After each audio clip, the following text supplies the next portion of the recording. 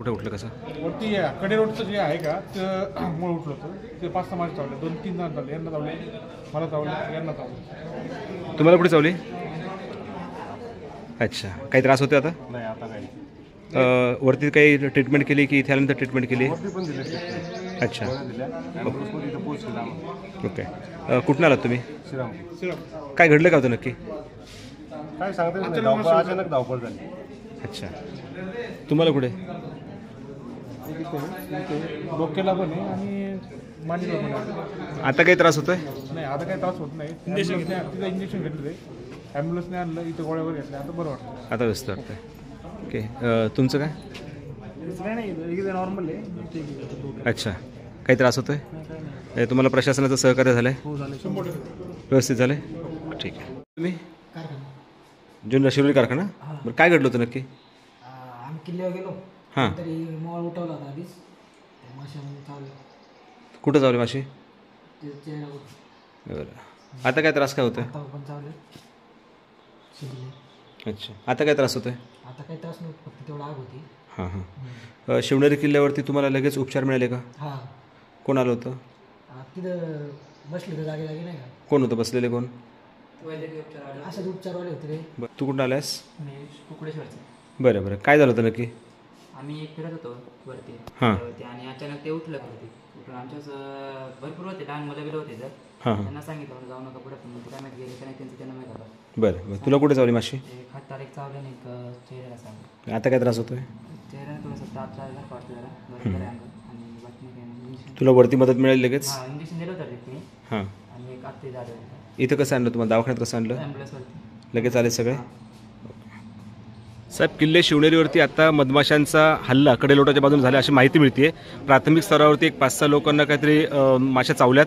आपल्याही विभागाचे काही 2 कर्मचारी त्यांनाही माशा चावल्या अशी काही माहिती मिळते. नक्की काय? कडेलोट पॉईंटवर आपले त्या ठिकाणी 2 वनरक्षक आपले कर्मचारी ड्युटीला होते आणि 5-6 लोक कडेलोट पॉईंटवरून बघत होते.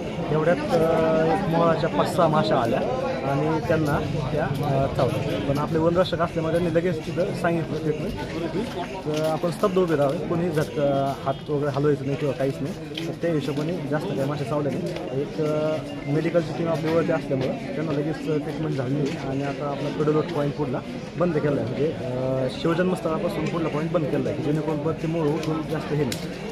माग 5-6 दिवसापूर्वी रेखी केली होती सगळी किल्ल्याची, प्रत्येक रस्त्याची आणि साखरदानाची. पुढं काही मोळाचे पॉईंट आहेत का, तर पुढं काही आढळून आले नव्हते आणि सगळी त्याची दक्षता घेण्यात आली होती. पण आता दिवसेंदिवस उष्णता वाढत चाललेली आहे आणि माशांचा एका ठिकाणी काही कालावधी झाले तर दुसऱ्या ठिकाणी ते शिफ्ट होतात. तर त्या शिफ्टिंगच्या कालावधीमध्ये आलेलं असतं आणि त्या पॉईंटवर बसण्याच्या टायमिंगला तिथं ते माणसं असतात. पण एक सुदैवाने जास्त काही झालं नाही, 5-6 माणसाला चावलं. नक्की हे घडलंय कुठं? काय प्राथमिक माहिती? हे कडेलोट पॉईंटच्या खाली घडलं. तिथं जो कडा आहे आपला, जो कडेलोट पॉईंटचा कडा आहे तिथं झालं. तिथपर्यंत रेकी झाली होती? आपली रेकी झाली होती, कडेलोट पॉईंटपासून पण झाली होती. मी आणि आपले उपवनरक्षक सर आम्ही परवा दिवशीच रेकी पण केली होती. सगळं बघितलं होतं. आम्ही जाताना हा मार्ग चेक करत गेलो होतो, पायरी मार्ग, आणि येताना साखरदंड मार्ग चेक करत आलो होतो. तर सगळ्या गोष्टी बघितल्या होत्या. पण आता कसं उष्णता वाढत चाललेलं असल्यामुळे दिवसेंदिवस माशांचा इकडं जागा चेंज करण्याचा कालावधी असतो. त्याच्यामध्ये ते बसण्यासाठी आलेला असावा, त्याच्यामध्ये झाली ती गोष्ट.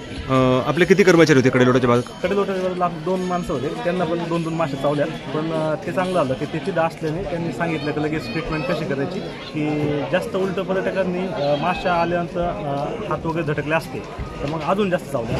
त्यामुळे कधी पण माशा वगैरे आल्या तर एक आपण स्तब्ध उभं राहायचं जेणेकरून चावणार नाही. पर्यटकांसाठी काय सांगाल? पर्यटकांना आता शिवजन्मस्थळापासून पुढला जो कडेलोट पॉईंट आहे तो तिकडं थोडा बंद केलेला आहे. तिकडं न जाण्याचं आव्हान होतं. आणि जर कुठं असं काही माशा असेल तर त्यांना त्यांच्यापासून थोडं व्यवस्थित लांबूनच असलं बरं राहतं, न डिवसलं चांगलं असतं. तसं आपण इकडून सगळं पाहिजे बघून घेतलं आहे, कुठेही माशा वगैरे काही नाही.